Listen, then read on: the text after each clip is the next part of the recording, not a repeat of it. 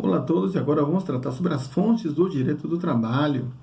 Então, as fontes são definidas como expressões visíveis do direito, como modos através dos quais este direito se revela. Então, daí que vem os diversos tipos de fontes que vamos tratar agora, no âmbito do direito trabalhista, que começando pelas leis, que são preceitos comuns e obrigatórios, emanados pelos poderes competentes e provido de sanção, né? São leis diversas.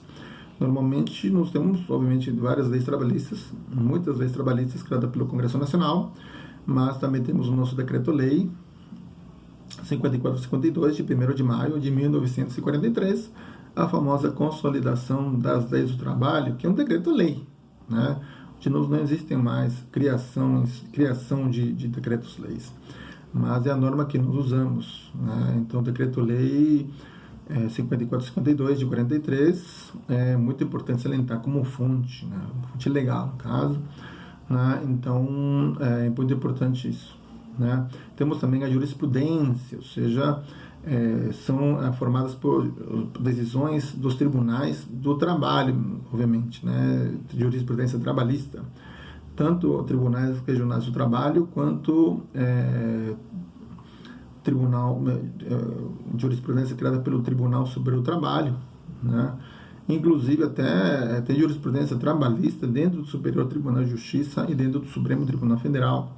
Muito importante isso, né? Inclusive até súmulas vinculantes, súmulas que obviamente que as súmulas vinculantes são criadas pelo Supremo Tribunal Federal, além das próprias súmulas do Supremo Tribunal Federal. O Supremo Tribunal Federal cria a súmula do STF e também cria súmulas vinculantes, e nestes dois casos específicos de súmulas criadas pelo Supremo Tribunal Federal, sim, muitas tratam sobre questões trabalhistas, né? Daí que vem a importância, né? Justamente das súmulas, né? Então, justamente daí que vem a importância das súmulas, justamente trabalhistas, né? No caso, né? Então, nós também temos, por exemplo de súmulas, temos a súmula 448 do Tribunal Superior do Trabalho, que trata sobre a higienização de instalações sanitárias de uso público ou coletivo de grande circulação e a respectiva coleta de lixo, que por não se equiparar a limpeza em residências e escritórios, enseja o pagamento de adicional de insalubridade em grau máximo. Um exemplo, né, de súmula do Tribunal Superior do Trabalho, neste caso é a súmula 448. Nós também temos justamente outras súmulas diversas, né? Temos também temos súmulas vinculantes, né? Que é justamente a súmula vinculante 23, que trata que a Justiça do Trabalho é competente para processar e julgar ação possessória ajuizada em decorrência do exercício de greve pelos trabalhadores da iniciativa privada. Então, a súmula vinculante 23, justamente além da súmula vinculante 22, onde fala que a Justiça do Trabalho é competente para processar e julgar as ações de indenização por danos morais e patrimoniais decorrentes de acidentes de trabalho propostas por empregado contra empregador. Então, daí são súmulas vinculantes criadas pelo Supremo Tribunal Federal, mas também nós temos a Convenção Coletiva de Trabalho, que vamos tratar junto com um outro vídeo, junto com acordos coletivos, né? Mas é importante porque é uma fonte do direito do trabalho. A Convenção Coletiva de Trabalho está no artigo 611 da CLT, que é o acordo de caráter normativo pelo qual dois ou mais sindicatos, importante isso, representativos de categorias econômicas e profissionais estipulam condições de trabalho aplicáveis no âmbito das respectivas representações às relações individuais de trabalho, né? E acordo coletivo está no parágrafo 1º desse artigo 611, que trata que é feito, né, é facultado aos sindicatos representativos de categorias profissionais celebrar acordos coletivos com uma ou mais empresas da correspondente categoria econômica. Ou seja, acordo coletivo é justamente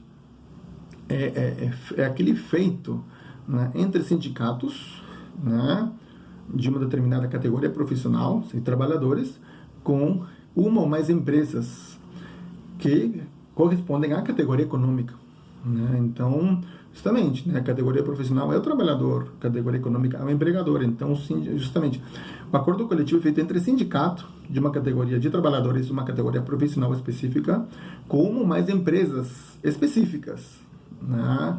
Como mais empresas, não com sindicatos, como mais empresas, de forma individual, pode ser uma, duas, tanto faz, mas de forma específica, empresas específicas, diferentemente convenção coletiva de trabalho, que é entre sindicatos mesmo, né? Então, sindicatos de trabalhadores com sindicatos de empregadores. A questão é que nós temos no artigo 620 da CLT, que fala uma hierarquia, falar que as condições estabelecidas em acordo coletivo de trabalho sempre prevalecerão sobre as estipuladas em convenção coletiva de trabalho. Isso acabou novo, né, trazido, foi esse artigo 620, foi modificado pela reforma trabalhista de 11 de novembro de 2017, quando entrou em vigor, né, e que acabou justamente com o princípio da norma mais favorável neste caso, porque aqui já tem uma norma específica que fala que acordo coletivo vai prevalecer perante uma convenção coletiva.